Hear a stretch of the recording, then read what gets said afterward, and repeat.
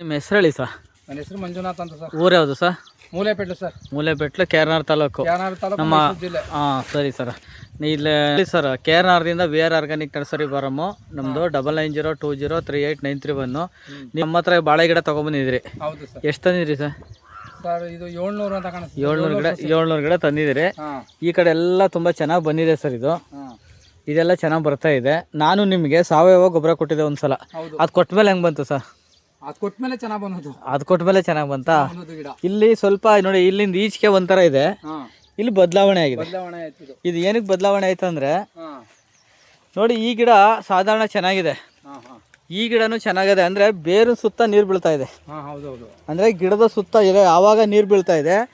ಹಳದಿ ಕಲರ್ ಬಂದಿಲ್ಲ ಇಲ್ಲಿ. ಈಗ ನಿಮ್ಮ ಜಮೀನಲ್ಲಿ ನಿಮ್ಗೆ ವಾಸ್ತವ ತೋರಿಸ್ತಾ ಇರೋದು.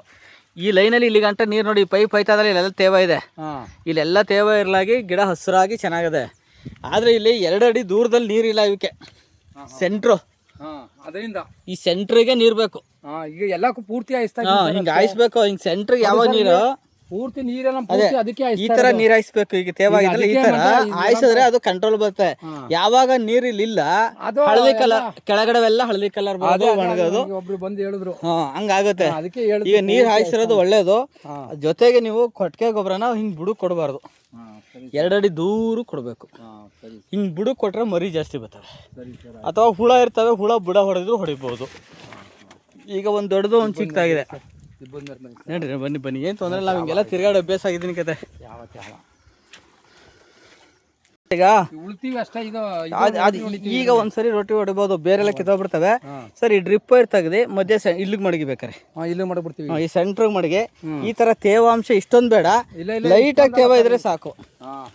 ಲೈಟಾಗಿ ತೇವ ಇದ್ರೆ ಬರ್ತದೆ ಸರ್. ಇದು ದೊಡ್ಡದು ಚಿಕ್ಕದಾಗಿದೆಲ್ಲ, ಇದು ನೀರು ಹಾಯಿಸುವಾಗ ಮಾತ್ರ ಅದು 2 ದಿವಸ ಕುಡ್ಕತ್ತದೆ.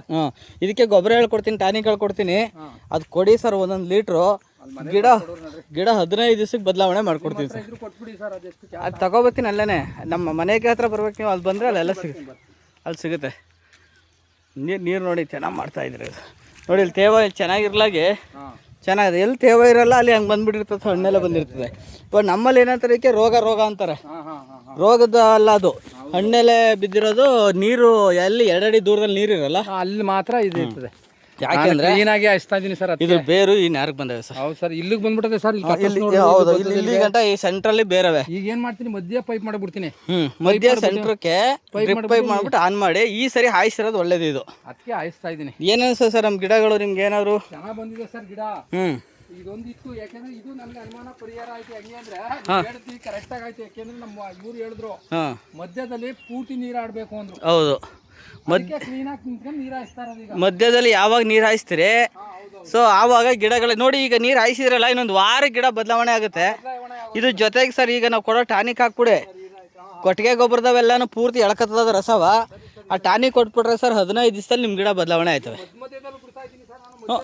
ಸರ್. ಮಧ್ಯ ಸಾಳಿಗೆ ಈಗ ನೀವು ಬಿಟ್ರೆ ಸರಿ ಇದೆ. ಇದೆಲ್ಲ ಮಧ್ಯದಲ್ಲಿ ಫುಲ್ಲು ಹರಿಲಿಲ್ಲ ಅಲ್ಲವ. ಈ ಥರ ನೀರನ್ನ ಬಿಡಬೇಕು ನೋಡಿ. ಯಾವಾಗ ಬುಡಕ್ಕೆ ಕೊಡ್ತೀರಿ ಗೊಬ್ಬರನ, ಮರಿಗಳ ಸಂಖ್ಯೆ ಜಾಸ್ತಿ ಆಗುತ್ತೆ ಸರ್. ನಂದು 9902038931 KR.